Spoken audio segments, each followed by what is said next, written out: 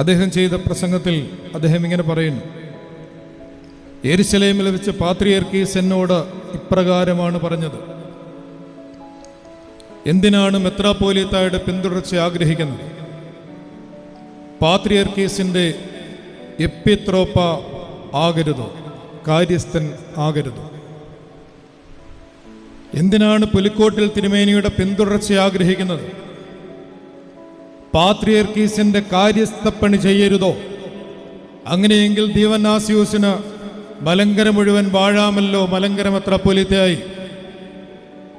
ഇന്ന് ചിലരൊക്കെ പാത്രിയർക്കീസിന്റെ കാര്യസ്ഥപ്പണി ചെയ്യാൻ മലങ്കര മെത്രാപ്പോലീത്ത എന്നുള്ള സ്ഥാനമേൽക്കുന്നുണ്ടെങ്കിൽ ജാതിക്ക് കർത്തവ്യൻ അവിടെ ആരംഭിക്കുന്ന മലങ്കര നസ്രാണികളുടെ സ്വാഭാമ്യമാനവും ദേശീയബോധവും മാർത്തോമ മെത്രാന്മാരിൽ തുടരുന്ന ആ അഭിമാന പൈതൃകത്തെ ബലി കഴിക്കാൻ തനിക്കാവില്ല എന്നുള്ള നിശ്ചയദാർഢ്യത്തിൽ നിന്ന് ദിവന്നാസ്യോസിന്റെ മറുപടി ഇങ്ങനെയാണ്: പരിമലയിൽ വെച്ചും പാത്രിയർക്കീസ് താഴെ പറയുന്ന പ്രകാരം പ്രസ്താവിക്കുകയുണ്ടായി: ദിവന്നാസ്യോസിന് മലങ്കരയുടെ പാത്രിയർക്കീസായി ഭരിക്കാമായിരുന്നു.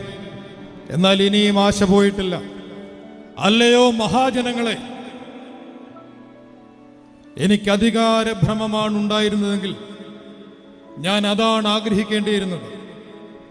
എന്നാൽ ഞാൻ അത് ചെയ്തില്ല. എൻ്റെ അധികാരഭ്രമം കൊണ്ടാണ് ഞാൻ ഉടമ്പടിക്ക് വഴിപ്പെടാത്തത് എന്നൊരു പറച്ചിലുണ്ടല്ലോ.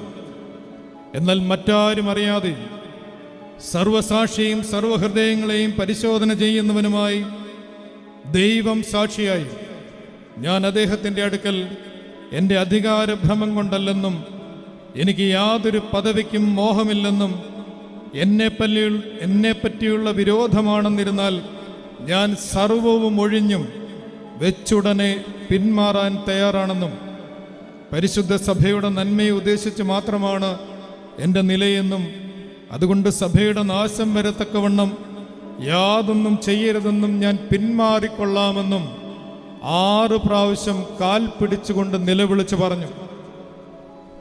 പാത്രിയർക്കീസ് അത് വകവെച്ചില്ല. ഇപ്പോഴും ദൈവം സാക്ഷിയായി പൂർണ്ണ ഹൃദയ പരമാർത്ഥതയോടെ നിങ്ങളോട് ഞാനത് പറയുന്നു. എനിക്ക് ഈ സ്ഥാനത്തെ പറ്റിയോ അതിൻ്റെ പദവികളെ പറ്റിയോ ഒട്ടും മോഹമില്ല. സഭയുടെ നന്മയ്ക്കായി ഞാൻ ഒഴിയുന്നത് ആവശ്യമെന്ന് നിങ്ങൾക്ക് തോന്നുന്ന പക്ഷം അതിന് ഞാൻ തയ്യാറാണ്.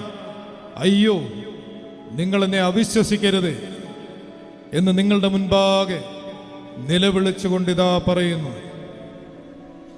ചരിത്രകാരൻ ഇങ്ങനെ ഒരു വരി ബ്രാക്കറ്റിൽ കൊടുത്തിട്ടുണ്ട്: ഇവിടെ കൂടിയിരിക്കുന്ന ജനങ്ങളെല്ലാം ഒരുപോലെ കരയുന്നു.